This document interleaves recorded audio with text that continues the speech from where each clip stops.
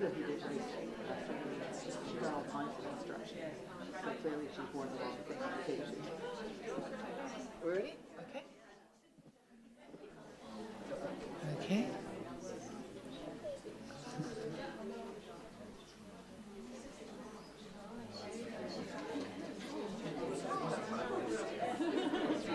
Okay.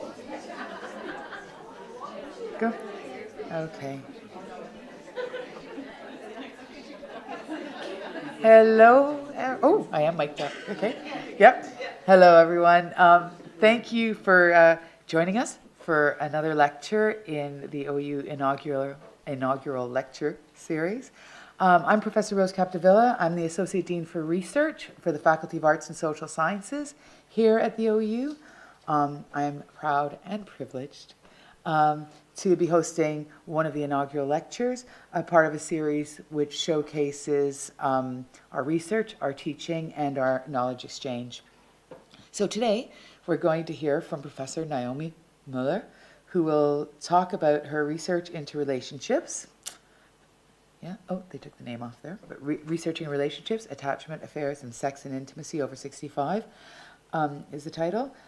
Before we begin, there's a bit of housekeeping. The lecture will be followed by a Q&A session, so you can ask your questions, and we'll be taking questions both from the floor and online. And then there'll be some refreshments downstairs for everyone who's here in person. Let's see. So anyone who's still using X, formerly Twitter, please feel free to post using the hashtag OU Talks. Is it there? It's displayed there and at Open University. If you can, and let the world join us today.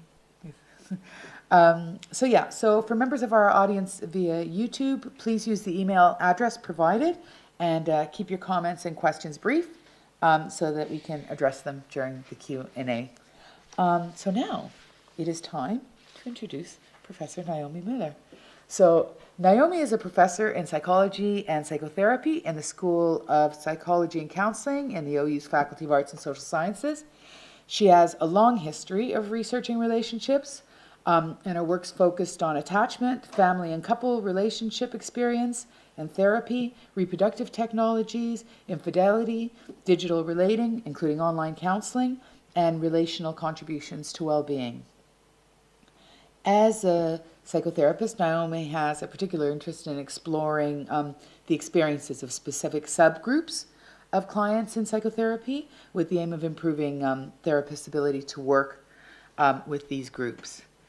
Her research projects include improving the integration of care for trans adults and intimacy and aging well. I would just like to add that Naomi is someone I work with. I co-supervise with her. She's an exemplary colleague, and it's always been an absolute pleasure to work with her. So now it gives me great pleasure to introduce Professor Naomi Moller.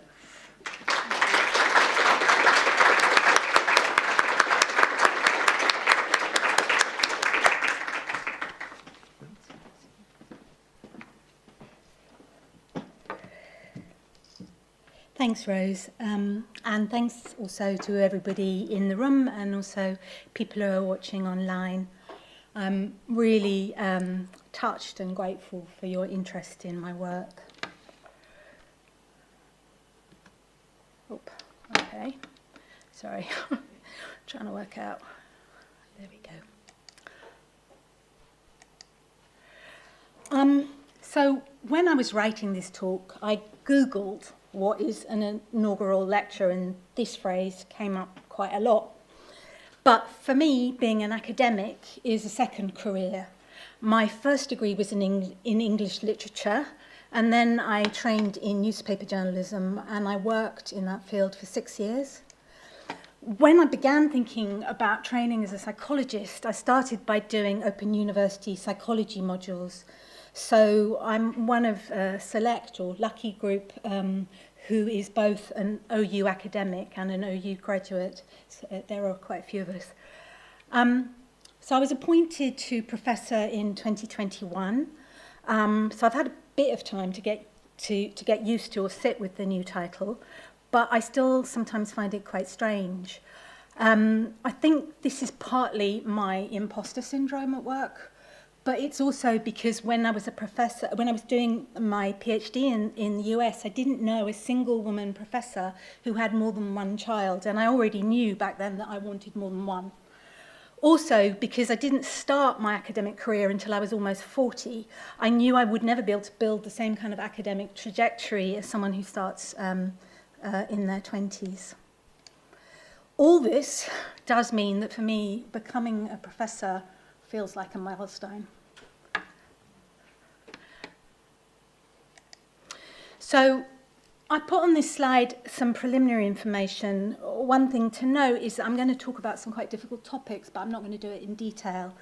Also, I am going to be using some clinical case material, but I've both changed details and anonymized it, so it shouldn't be revealing of anybody.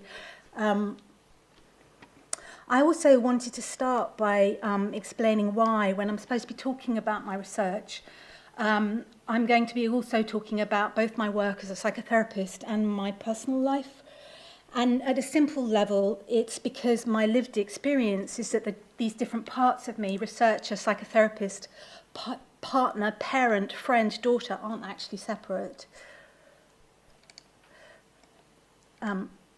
However, this is also about how I think about research, and it reflects my research practice as predominantly these days a qualitative researcher and a researcher working in an applied field.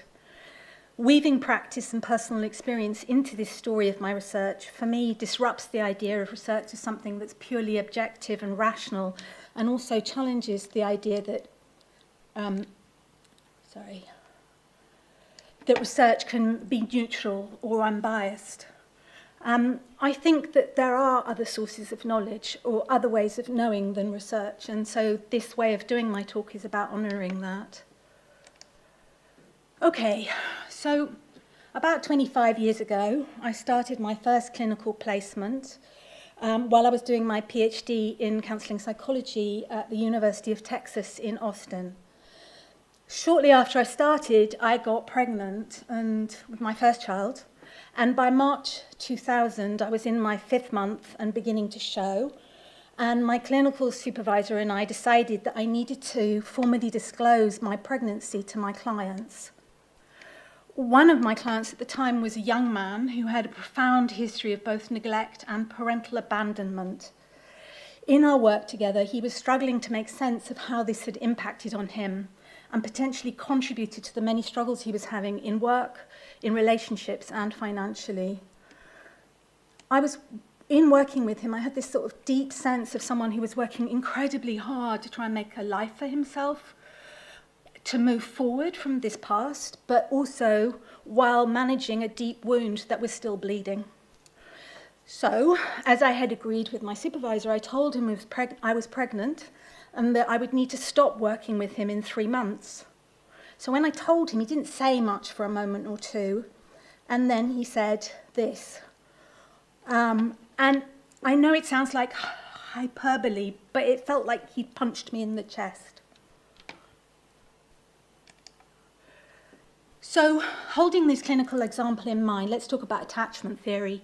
This was a theory developed by John Bowlby, who was a British psychoanalyst, and he drew on not only his clinical experience with patients, but also on theory and research in other fields, such as evolution and animal behaviour.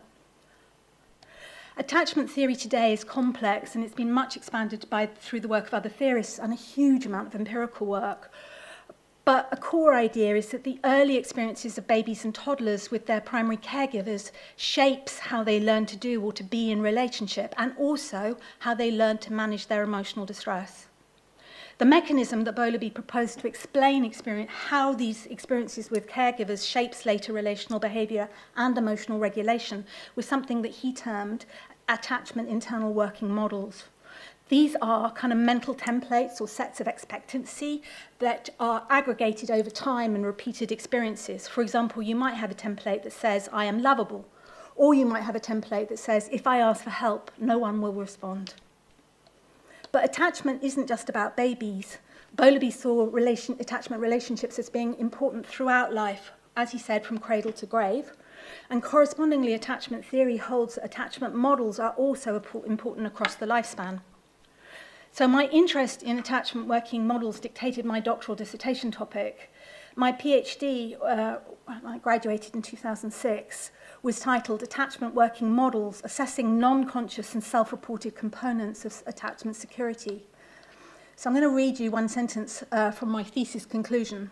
Further research is required before conclusions can be drawn about whether the paucity of statistically significant findings was due to problems with the study design or with, more generally, the idea of using cognitive paradigms to assess attachment working models.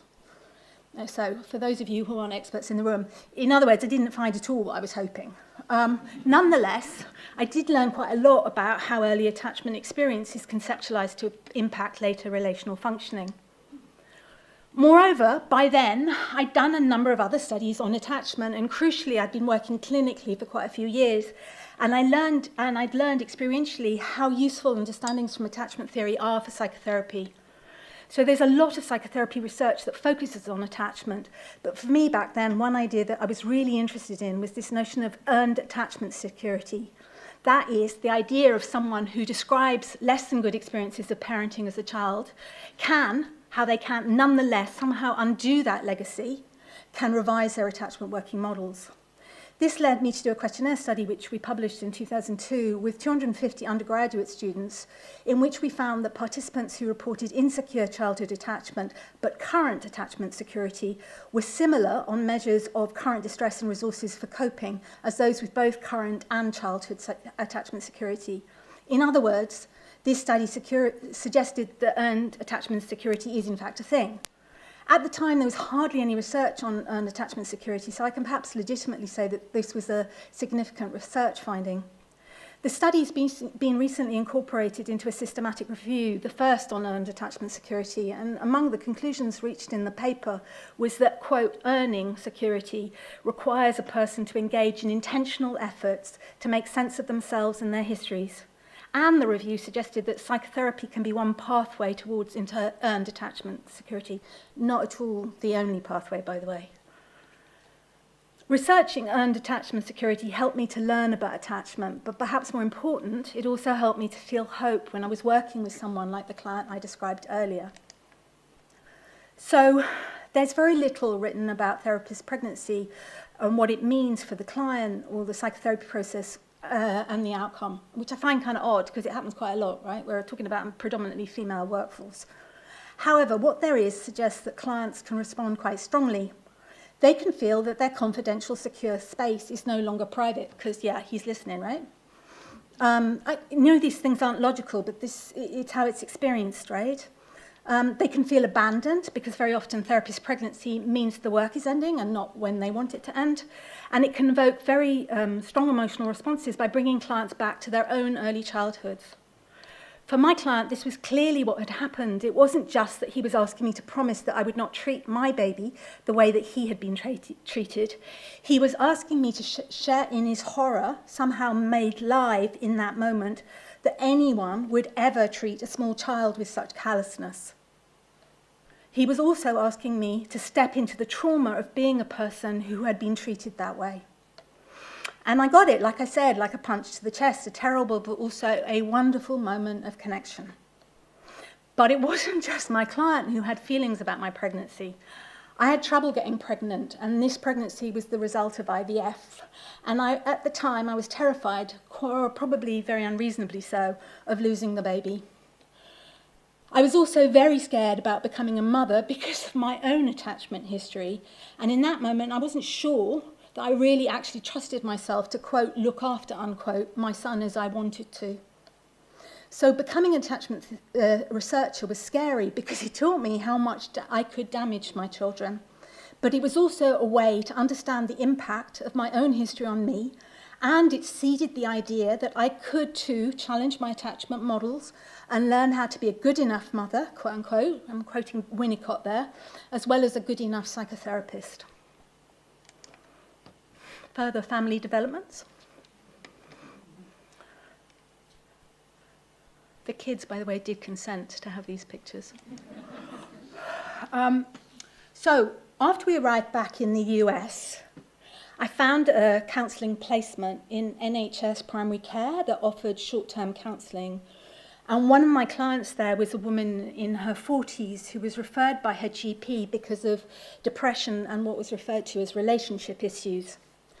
The first time I met my client, she talked quite a lot about her prestigious job and seemed ashamed of the fact that she was struggling. Initially, she talked about her marriage and her family life in very positive terms, but later she began to talk about a sense of something being missing in her life, and eventually she told me about her affair. She described a relationship that was thrilling and made her feel vividly alive, how the connection and the sex felt electric. She also talked about feeling shame and deep sadness because she knew how hurt her partner would be and how shocked her family and friends would be if they found out. It took me way too long to understand how much distress she was experiencing. And when she disclosed, I have to say almost in passing, that she'd been thinking about ending her own life or had thought about it, I was so shocked I didn't know what to say. Okay, so I started researching infidelity rather by chance after a colleague at a prior institution gave me an introduction to Andreas Vossler, who's sitting in the room. We both wanted to research relationships, and he suggested researching infidelity. Our collaboration has been a really important part of my research story, and it began with a small interview study with Relate counsellors about their experiences of working with infidelity. This study was also my first experience of qualitative research, and my first research mentor in the UK, Victoria Clark, really well-known qualitative researcher, is equally important in my research story. Our study led to a couple of papers, and it also led to this newspaper headline, which came out of a conference press release. I have to say, my dad called me up and said, "Did you know that you were being quoted in paper?" To be accurate, what was funny for me was that what we had found was that if, after an affair, a couple decided they wanted to work and try and mend their relationship, and if, consequently, they went to couple counselling, and if in couple counselling they were able to work towards some degree of understanding of relational factors that might have contributed to the affair, and if they were willing to forgive each other, then, and only then, their relationship could potentially, in the end, be better than before the affair. It's quite a different kind of finding. All right, so one paper that myself and Andreas wrote from that initial study explored how Relate couple counsellors defined infidelity and how they reported their clients as defining infidelity. For example, one of the things that the counsellors said was that for many heterosexual couples, penetrative sex was the most common form of infidelity, or the common definition of infidelity. But they also talked about clinical examples where lots of other kinds of sexual behaviours, such as a drunken kiss or using pornography, were framed as infidelity in some relationships. Equally, our Relate counsellors talked about relationship crises brought on by emotional, non-sexual infidelity, when a person develops feelings for someone else. But they also talked about their clinical experiences that any kinds of close friendships, for example, potentially between two heterosexual women, could be a cause for significant jealousy in some relationships. In other words, we found that infidelity could be defined in terms of particular behaviours, usually sexual, but equally it could be defined in terms of impingement on the relationship, or even in terms of feelings if one partner feels betrayed. And couple counsellors also talked about how their couple clients in the therapy room, of course, deploy these multiple and conflicting definitions to justify their behaviours and their feelings. It wasn't infidelity because it was a one-side stand. It isn't infidelity because although I profess love, I haven't actually had sex with them. If you're trying to do quantitative research on infidelity, having a clear and preferably behavioural definition is really helpful. However, the contribution of this paper was to suggest that actually, in relationships, infidelity is rhetorically constructed. And the implication of this for practice is that in couple counselling, the focus shouldn't be on whose definition is right, whether or not, in fact, there was infidelity in the relationship, but on the impact, on the impact versus usefulness of different definitions for the couple. Okay, so one thing that we noticed in the initial study was how often Relate counsellors talked about digital technology, both affairs conducted entirely virtually and the crucial role of digital technology communication devices, mobile phones, email, the internet, in affairs today. And there's an expanding research literature that suggests people interact differently in digital spaces. And our own research suggests that this has implications for infidelity. For example, in an online questionnaire study, people whose partners had had an affair strongly believed that the internet facilitates affairs by creating a lot more options for straying, both planned affairs, for example, through find an affair partner websites, there are some quite famous ones, and unplanned affairs that grow out of late night scrolling and chance online encounters. We had an example in the literature of somebody whose affair had started by playing Pictionary online. Interesting. Our research in this area also suggests important implications for counselling, such that even if affairs entirely virtual, they cause enormous distress for partners, and that online affairs, like other kinds of online interactions, can have an addictive quality. Of course, technology continues to advance. Consider the impact of things like ChatGPT, and the development of, and each development offers new potential ways for people to do relationships, potentially good, positive, potentially less positive for people in sexual and romantic relationships. For example, there are already digital girlfriend apps. I always think it's interesting that there aren't digital boyfriend apps. I don't know what that says. As well as Wi-Fi enabled sex toys that can be controlled by a person in another location. And there are discussions in the literature forecasting the evolution of sex robots and debating their potential impacts on human relationships. Andreas and I went several years ago to a conference where somebody made the argument that in the future it will be a legitimate sexual affiliation to be affiliated, that your sexuality will be robot. It's really interesting. Don't know if this is going to happen. Okay, so coming back to my client. Affairs can cause relationship I started working with this client just as I was beginning to do research on infidelity, and I didn't understand then that affairs can be hugely psychologically destabilizing for both partners. Part of my client's distress came from the fact that she didn't understand why she was having the affair, because broadly she felt like she was happy in the relationship. These days, I know that some experts in the area argue that affairs aren't always caused by a, quote, problem in the relationship or in the individual, and that some affairs happen for important and valid reasons that aren't to do with the primary relationship. But I think what also got in the way of me picking up on my client's distress was my unexamined assumptions about people who have affairs. And I say unexamined because social attitudes towards infidelity in the UK tend to be negative. For example, the National Centre for Social Research found that public attitudes towards sexual behaviour in the UK have, in general, grown more liberal, except when it becomes to infidelity. In 1983, 58% of people thought that having sex outside marriage is, quote, always wrong, unquote, and 40 years later, in 2023, it was only 1% less, i.e. 57%. So my client back then wasn't actively suicidal. She had no wish to die and in fact could list lots of reasons why she would never do that. But she was unhappy enough that the thought had come into her mind.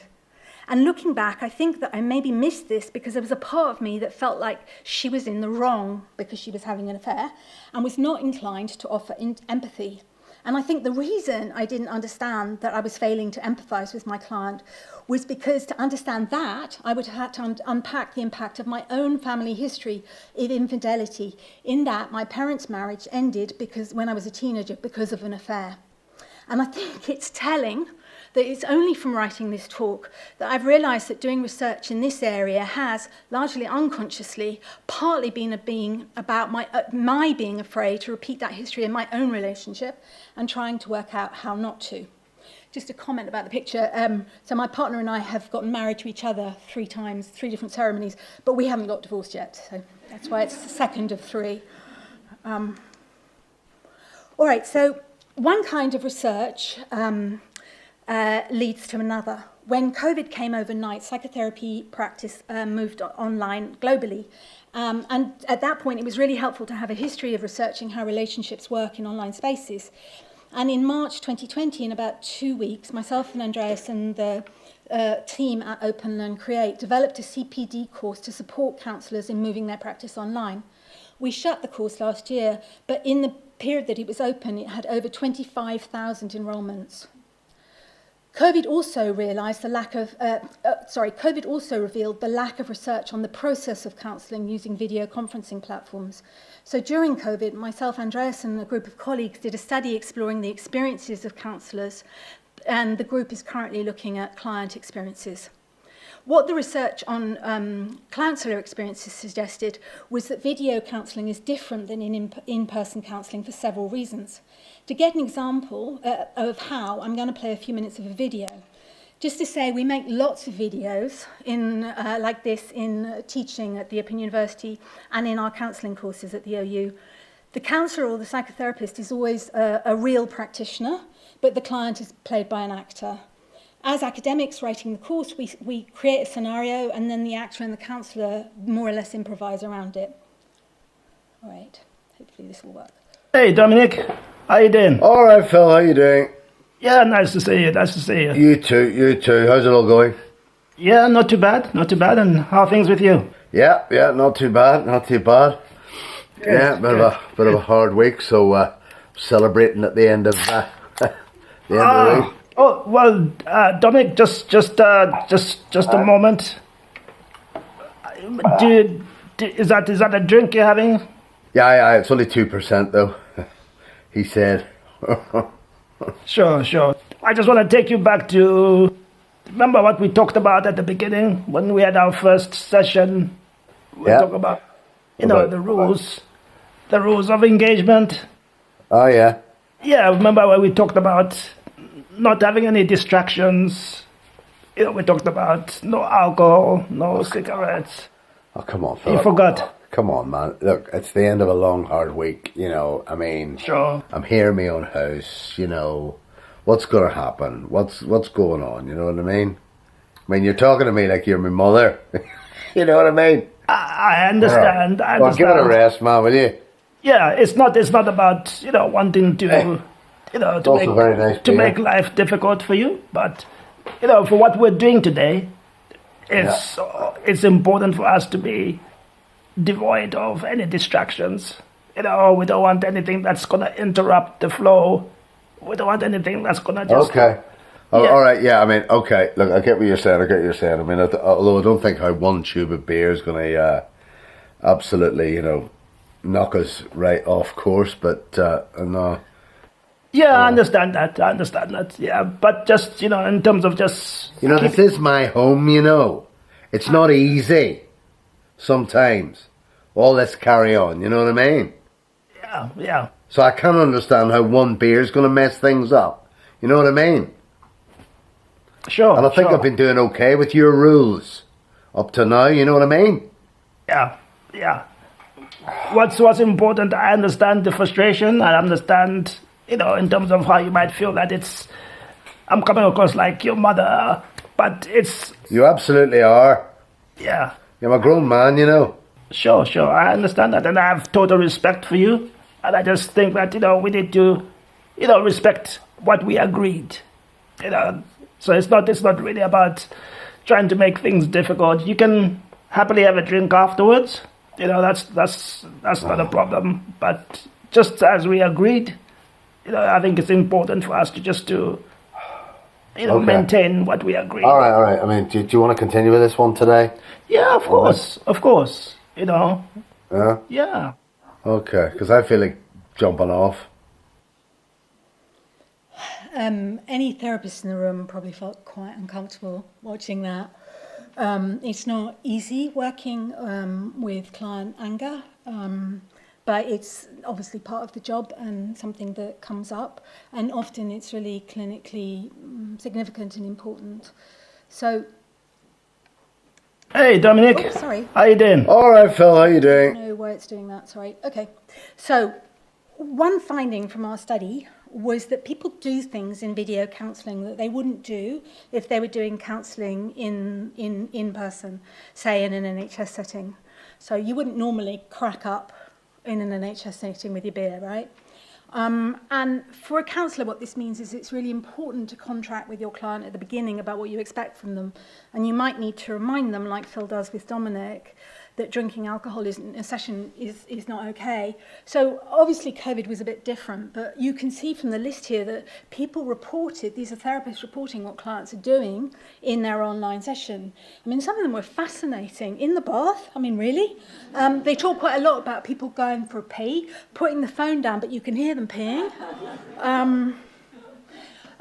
Doing it, you realise suddenly that there are other people in the room, like the grandkids or friends around, and in semi-public places. Walking around the house and doing the cleaning at the same time. Why not, really? You know what I mean? So when Phil was interviewed about this interaction, because we often want to have a bit of a head for camera afterwards about kind of the clinical implications and the clinical thinking. One of the things that Phil talked about is for him it's about the fact that alcohol can modify the emotional experience. It's soothing, right? So actually, you don't want that in a therapeutic section. You want the person to be able to reach whatever it is that they're feeling and not to be sedated in that way. So it's not actually about him being some kind of Puritan. It's about trying to maintain a space that will be useful in terms of practice. Also, the way we wrote this client, he has an incipient alcohol problem, so also important, right? Okay, so I mentioned the COVID CPD course. It's the one in the bottom right-hand corner. But I put on this slide some of the other CPD courses that I've been involved in developing, all of these ones with Andreas. And the courses are one way to bridge psychotherapy research and psychotherapy practice, which is for me really important given that I work in an applied area. So if you're doing research in this as a psychotherapist and you're not trying to make that bridge, it's like, why are you doing it? You know, it just sits in the book or in the journal. So, further family developments. My parents died within a few months of each other at the end of 2018 and the beginning of 2019, both of them after quite a few years of declining physical and mental health. So I don't have a lot of experience in working with adults over 65 clinically, but most of what I do have comes from a local community counselling organisation near where I live. It's the third sector charitable organisation, and I want to talk about two clinical experiences. The first was with an older man in his mid-70s, and the second was a woman in her late 60s. They were both married, and they both sought counselling because of low mood. But both also described marriages that were marked by seething resentments that had built up over many years, a day-to-day experience of angry sniping at each other, and they both described a distillation of relational happiness to the point that sometimes one look or one brief comment were enough to set off a huge argument. So the male client talked about his desire to leave his relationship, but also how that felt impossible.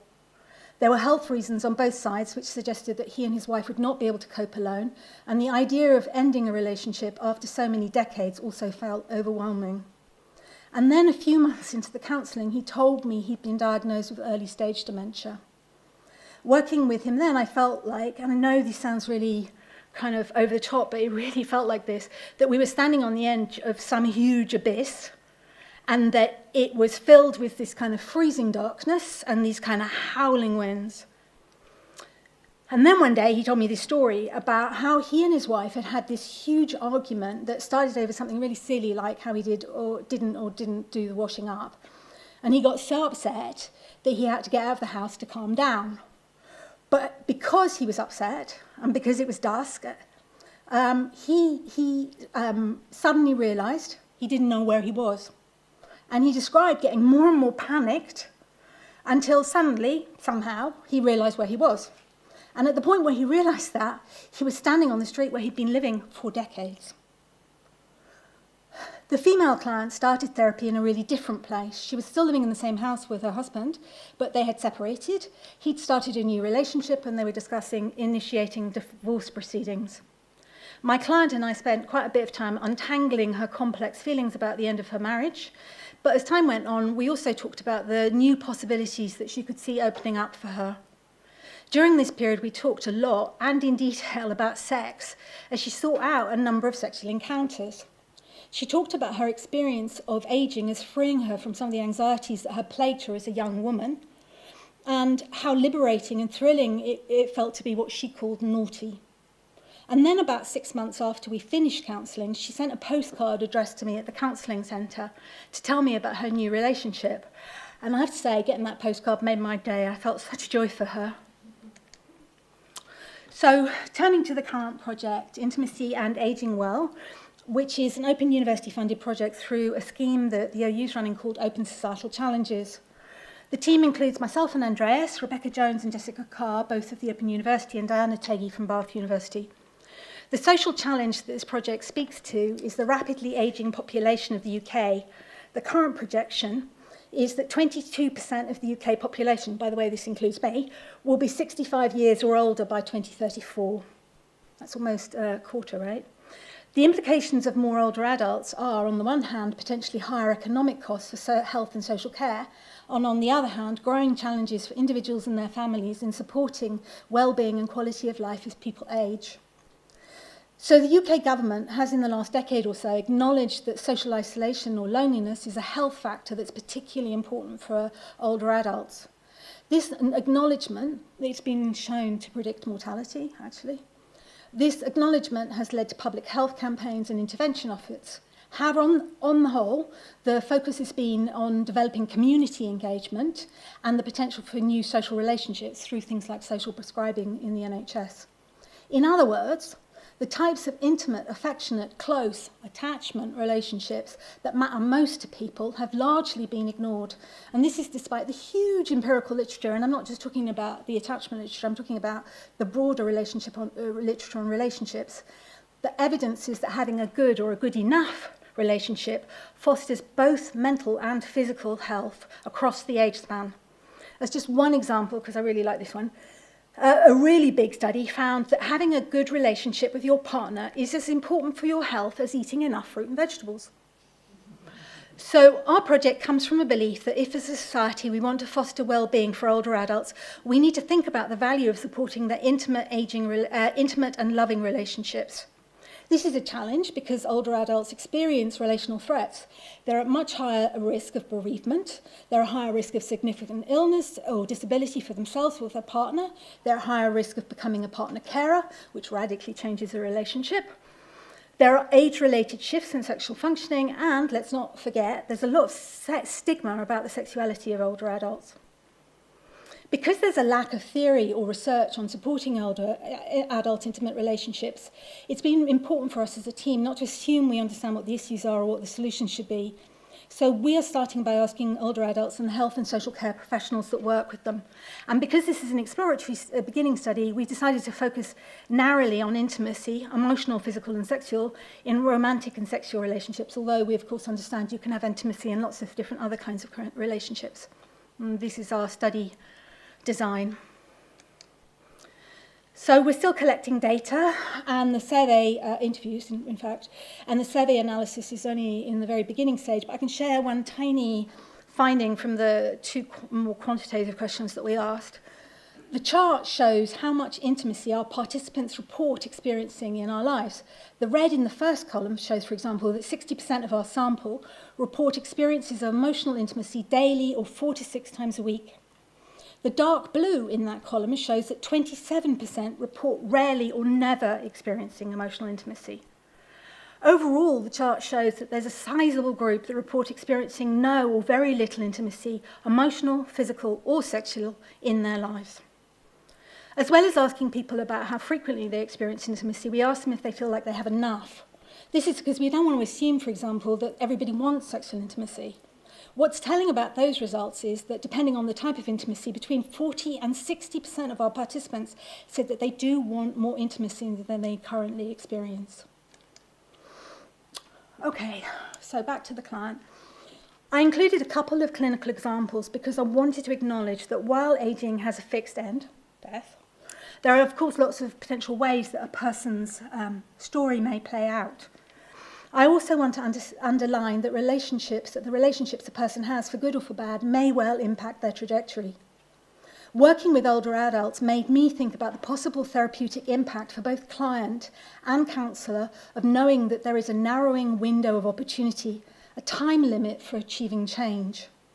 It also made me think about what psychotherapy can offer with something like dementia. There's quite a bit of research, actually, on the importance of relationships in dementia, as well as on the role that psychotherapy can play in supporting people with this diagnosis, and there's a reference there. For me at that time, working with this client meant working really hard to understand what it was like for them, and consequently, even if only for the 50-minute session, trying to ensure that they weren't alone in the terror about what was coming. And I remember this client because it was really hard to do that. And then, some years later, my dad was diagnosed with dementia. And we had known for some years that something was wrong, so the formal diagnosis wasn't a surprise. And at some point, my siblings and I moved him near me, and I'm really grateful because I saw more of him in that last year than I'd done for years and years before that. At the same time, and I'm sure that there are lots of you in the audience who will have your own personal experience, it was really hard sometimes. And it would be really great if I could say that I was able to consistently hold on to what I had learned from that client about how frightening the experience of dementia can be for the person involved. But in the middle of it, my own feelings about the steady erasure of the man I'd known, my anticipatory grief about his death, my worry about all the practicalities of care. I got a call once from the police, literally minutes before I was due to go onto a conference in London, saying that they'd picked him up because he was on a bus near where I live in Gloucestershire, trying to go to Scotland. It's like, okay, I can't come right now. And this kind of experience is not uncommon, right? So all of this stuff, I also had quite strong feelings about some of the things that because of the dementia, he said and he did. So thinking about it now, I also think that something else, of course, got in my way. My own fear about what ageing will bring for me. Will it bring dementia, for example?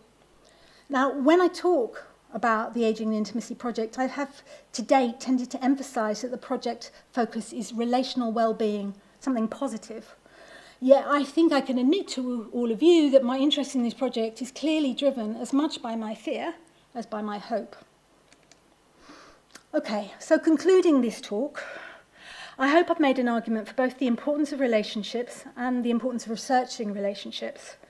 Now, for many psychotherapists, it's obvious that relationships matter. There's a lot of theory and research that suggests that one of the biggest engines in positive client outcomes in psychotherapy is a good enough relationship between the client and the counsellor. But it's also true that in the field of mental health more broadly, distress is typically understood in terms of psychiatric diagnosis, which sits in individuals. And psychiatric diagnosis ignores both the broader social determinants of distress, like poverty or discrimination, and the huge importance of having good enough relationships. One example of how this impacts how services get offered is it's really quite hard to get couple counselling in the NHS. So I hope I've illustrated not only the influence of relationships in the different parts of my life as a researcher and academic, psychotherapist, partner, parent and adult child, but something also of the bidirectional influences between the research I've been involved with and my own relationships at work, with my clients and in my personal life. Lastly, I hope I've given you, whatever your own historical and current experience of relationships, the idea that the quality of your relationships in all spheres of your life matters, that you deserve to have good enough, quote unquote, relationships, and that if that is not your current experience, that it could be possible for you to achieve them. Okay, just in case this talk has stirred up any difficult feelings, memories, there's a list here, and everybody who's registered for the workshop will get this sent out, because obviously the URLs don't work on the slides. Specific support for students and staff of the Open University, but also general references. Thank you.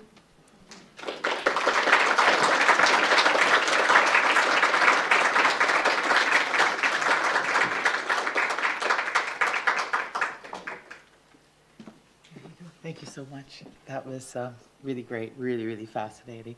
It does say really interesting, but in notes, but I think interesting always sounds a bit dodgy. It was fascinating, and lots to take away from there. I thought it was really great, and I liked the way you pulled things together out of those three different professional, personal threads. Anyway, so thank you for that. So now what we're going to do is we move into the question and answer period. So you guys can ask questions and make comments. So we can go to the chair. I told Rose the key at this point is not to fall over. Working really hard. Trip and fall. You want this one here? Okay. So here we are, like the one show. Okay. So, yeah. So basically, there's a roving mic. So anyone who has any questions, please put up your hand. Also, you can ask online. And please keep them short so people can all have their say. So yeah, comments, questions from the audience? Yeah, Zoe? Hi, I was wondering, I was really fascinated by your slide, which had all the things that people do when they're having their counselling online. And I was wondering about couple counselling in that context. I was wondering, and forgive my ignorance, whether or not couple counselling does happen online, where the couple are in one room and you're potentially somewhere a long way away, and what the particular issue, the mind boggles as to what the issues might be, when dealing with a couple rather than just a single individual online. So I've done very little couple work because that's not my training. But what I will say that I know from the literature, and also we had some people talking about this, is that, of course, in any kind of couple counselling, it's not uncommon that people have arguments. And actually, that's kind of therapeutically useful because it helps you kind of unpack what the issues are. And if there's an element of disinhibition, because there's this kind of idea of online disinhibition, it potentially can be worse. There's also a kind of interesting debate about whether or not you want the couple in the same room or whether or not you want them in separate rooms, because that will also change the dynamic in quite important ways. Yeah. Thank you. There's another hand. Hi, Zoe again. How confusing. Hi, thank you so much, Naomi.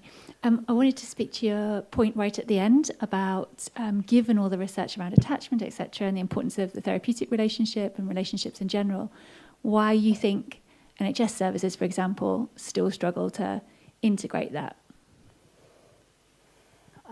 That's a really interesting question that I'm not sure that I really understand the answer to. I think my small experience, not really as a researcher, but through a period working with the British Association for Counselling and Psychotherapy and also with my colleague Felicitas Rost around the campaign that was run around the NICE guideline for depression, is that there are quite a lot of political forces that get activated when the decisions are made about what kinds of therapies should be involved, and that one might argue that it should be a purely, quotes, scientific, objective process, but it isn't, because it isn't even as if people agree about the way to kind of come up with the ideas about but couple therapy actually got pushed out of the last NICE guideline for depression because there wasn't enough evidence.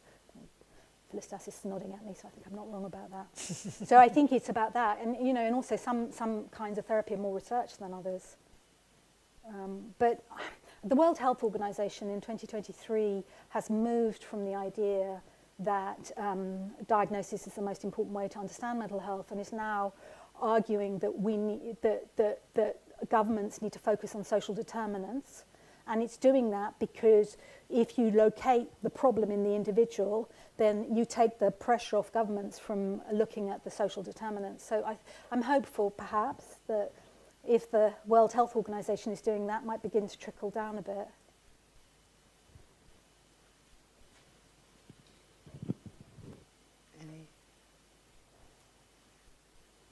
Anything on that? Oh, Rebecca?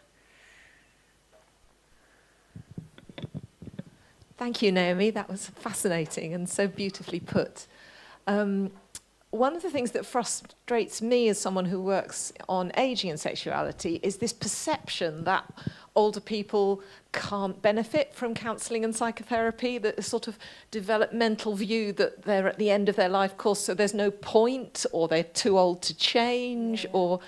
and I've heard that from psychotherapists and counsellors, and I've heard it from older people. And I don't believe that to be the case. I'm sure you don't believe that to be the case. Do you think there's any scope for us somehow changing minds on that and, you know, moving the dial? So as an example, I know BSP does work on this, and Relate has done work on trying to promote the importance, for example, of sex and relationship therapy for that population. They ran a really lovely campaign. I think they're a population that has long been ignored, and actually Claire sent me a link for a CBT, an article that looked at how few older adults are being served in the NHS talking therapies, primary care, intervention. So they are very neglected. I think the other thing that I'd heard is that when people go to their GP and they talk about low mood or feeling really anxious, the kind of GP standard response, and obviously this depends, but the sort of unthought through response is, well, you're old, of course you're depressed. And also, actually, I know from an interview that I did on Friday for our project that I was talking to someone who is the manager of a home up in North Wales, and she talked about the fact that it's only in the last year that they have any mental health support in the district that's being sent around. And I said, you've never had anything like that before? She said, no. It's just like amazing, isn't it?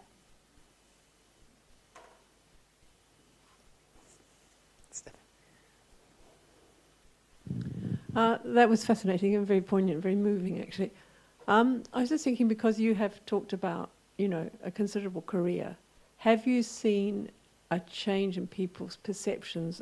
This is a bit related to what Rebecca asked, but a change in people's perceptions about who deserves some kind of talking therapy, what circumstances warrant the resource expenditure, you know, whatever, or the time involved. I suppose what tends to be very compelling in research used by the UK government is cost analysis. So our assumption, for example, in the Ageing Project, is that if we can demonstrate, which is like a way long, you know, we're right at the beginning of what would have to be a very long research trajectory, that you are maintaining, quote, health, then it will get funded. So some of the interventions so I can think of my colleague Felicitas doing research on kind of the health benefits, the economic benefits of interventions for complex mental health, also an underserved population in lots of ways. Because I think it's about the money often, so you have to argue, I mean, it shouldn't be about the money, right? But you have to argue that in the long run it saves the NHS money.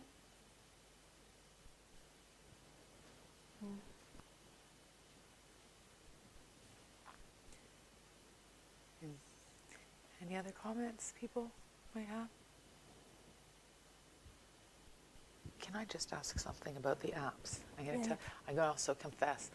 Zoe over there told me about this app called Pi. Remember you told me about that app Pi? And I was sitting at my computer and I thought, I'll just give it a little go. And I was writing up a chapter and I was really frustrated that it wasn't writing.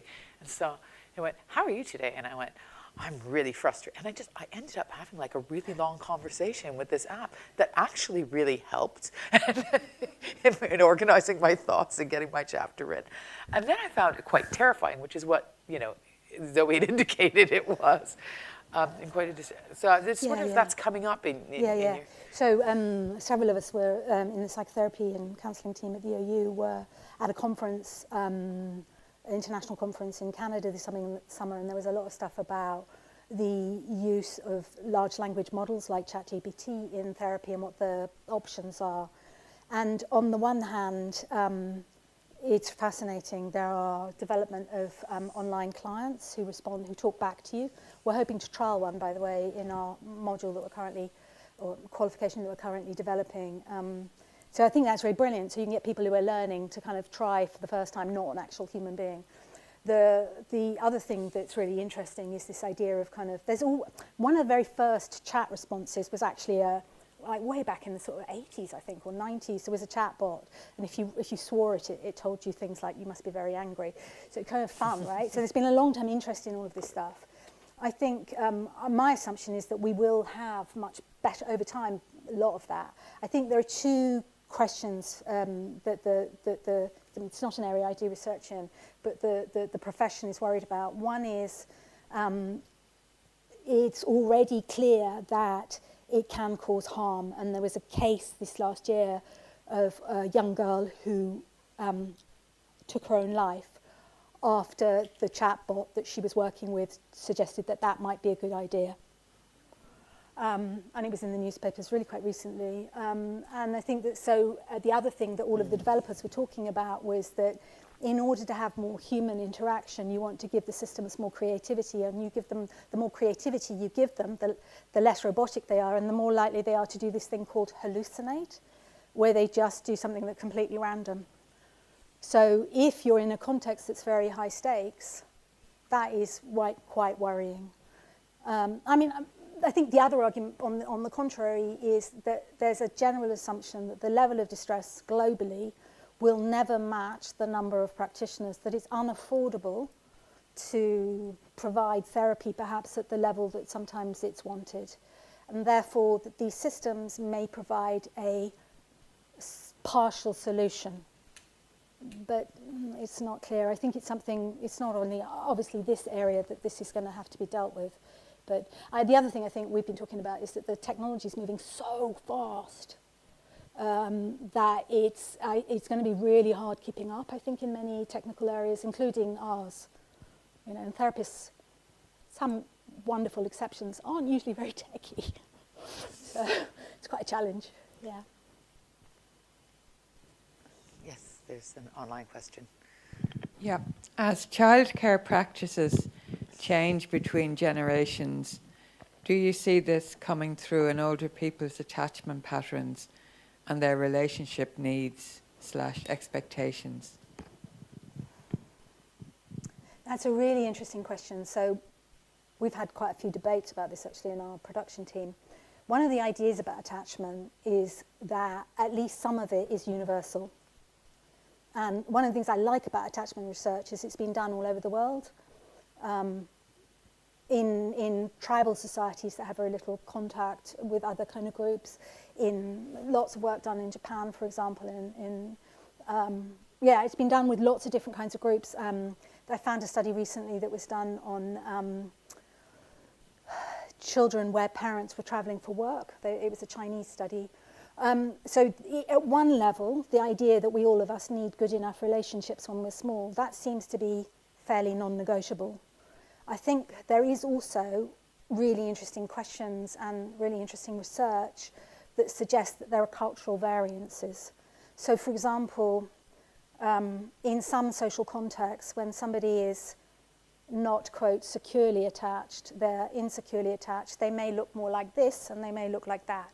So coming back to the question about does generational stuff change things, I'm sure it does. So, and what does a good enough parent look like? Well, for me, for example, not for us, I guess, looking at my partner, it meant we had a school called, asked at a parent meeting when the kids were somehow in their early teens, whether or not we put online parameters on what they could search. Okay, that's an example of what's being kind of framed as good enough parenting these days. Wasn't something I'd ever thought about. I think there's something for me about kind of parenting needs to shift depending on the social context in which you're in. I guess also there's lots of war, sadly, around at the moment, but there's some quite poignant research about people who are very elderly now, who had experiences during the Second World War, for example, as children who were taken from cities into the countryside. I don't feel like I've really answered the question, but I think I've given as much of an answer as I kind of can. There's a question over there. Hi. You sort of touched on an issue there in the answer to the last question about cultural issues affecting any psychotherapy intervention. Yeah. And I wonder how important that is. And I come to this because I'm not a psychologist, I'm not a psychotherapist, but my academic discipline is in management and business. And I'm very aware that communications between different cultures, national cultures, or indeed religious culture, all sorts of different cultures, can go really wrong across those boundaries.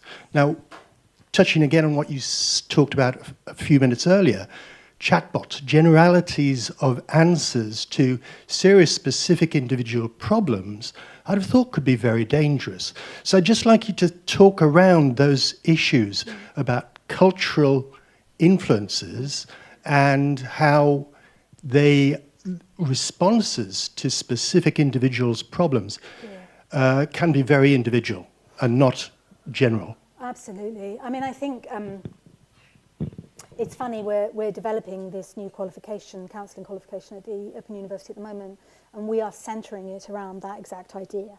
The idea that as a profession, we are over-reliant on theorists who are white, heterosexual, forgive team because I've said this to them, and we've talked about it a lot, but white, heterosexual, cis, non-disabled, upper class, highly educated, oh, and by the way, dead, right? So that as a profession, we need to be much more critical of the theoretical approaches that we've been handed and that we train in order to understand that people experience distress in lots of different ways in different cultural contexts, and what constitutes an empathic response or even the right response or a non-harmful response will potentially vary a lot.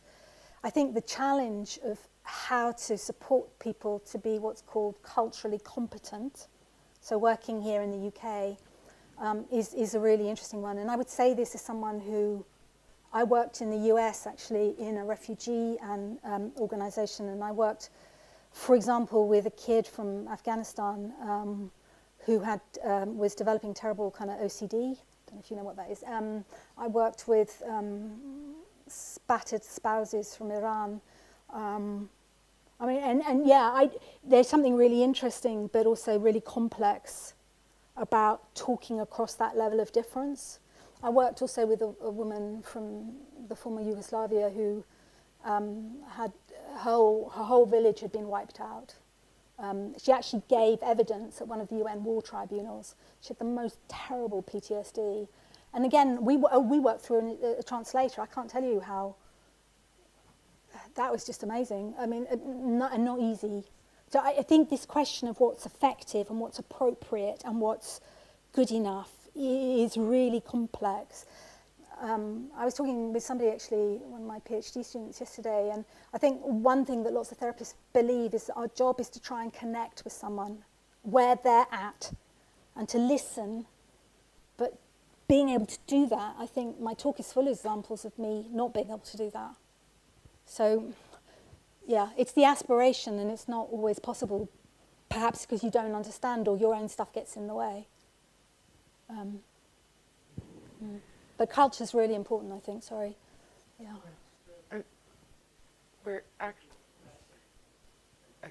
We're actually out of time, so if it's something quite short, or you can discuss it later. Okay. Talk afterwards. Yeah. Okay. Well, thank you very much for a fascinating talk, and yeah. Thank you. Yeah, my attention did not waver for a second, just to be honest. Okay, so I think the next thing will come up. Part of this series, we really, really welcome audience feedback. So if you could fill in the feedback form when it comes to you, that will be emailed to you. We really, really appreciate it. Also, just what we usually do at the end of these is announce the next inaugural lecture, which will be called Including Whom? Practices and Consequences of Inclusion and Diversity by Cinzia Priola. She's a professor of work and organization studies in the OU's Faculty of Business and Law. And that will be on the 24th of October at 5 p.m. And details are on the OU website. Now, I just want to say thanks again to Naomi. It was so interesting. I mean, really interesting, not that British interesting. Genuinely fascinating, and I loved it. And to all of you for coming to support the OU, both in person and online. And now those of you who are here can come to the auditorium, or not to the, celebrate downstairs. So thank you very much. And one last applause for you did so well. Thank you. Thank you. Thank you. That was really good, and that's true. My attention didn't waver for